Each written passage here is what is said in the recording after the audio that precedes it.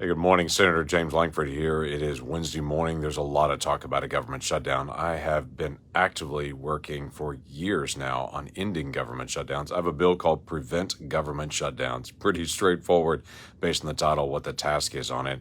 This is actually a bill I sat down with a Democrat senator named Maggie Hassan about 5 years ago and said, we've got to figure out how to be able to end government shutdowns. We need to be able to have the debate on debt and deficit. 100% that needs to occur. We have $33 trillion in debt, but we don't need to have it during a government shutdown because a government shutdown ends up hurting federal workers. The American people are trying to get a hold of an agency. No one will answer the phone. It actually costs more money to be able to do a shutdown because all the agencies have got to do the close down, then be able to restart. So it wastes taxpayer dollars. But in the middle of all this, we've got a huge debt and deficit. So I understand a lot of folks that are focusing, let's have a shutdown so we can at least have the fight to be able to talk about it. I'd like to find a way to be able to have the fight on debt and deficit without having a shutdown in the middle of it. So our bill's pretty straightforward, and this has been one we've worked on for years, but we're getting some really great momentum on it. It's pretty simple. If you're in class and you haven't finished your classwork yet, you got to stay after class. That's all this bill is. It's that simple.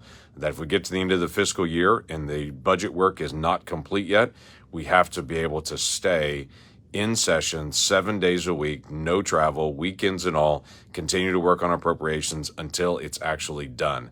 That means can't travel home, can't do congressional travel overseas, can't do campaign events, can't do any of the family events that you want to be able to do, can't fly out and meet with constituents. You've got to be able to stay in session 7 days a week.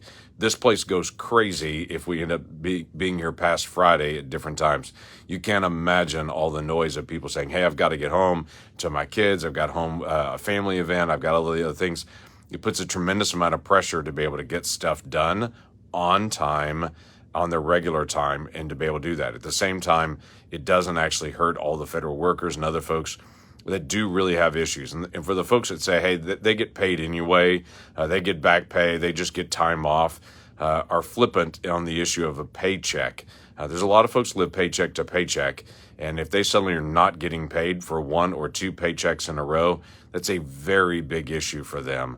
And so we're trying to be able to find a way to not put pressure on people that work for FAA or people that work on the Border Patrol so that the pressure's not on them. The pressure is actually on members of Congress.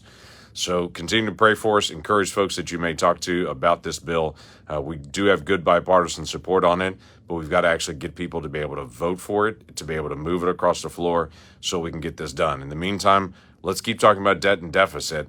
We need to have serious grown-up conversations on these issues because with $33 trillion in total debt right now and with a rapidly expanding deficit that's occurring, we've got to be able to have that dialogue as well. So good to see everybody. Look forward to getting a chance to be able to catch up in the days ahead.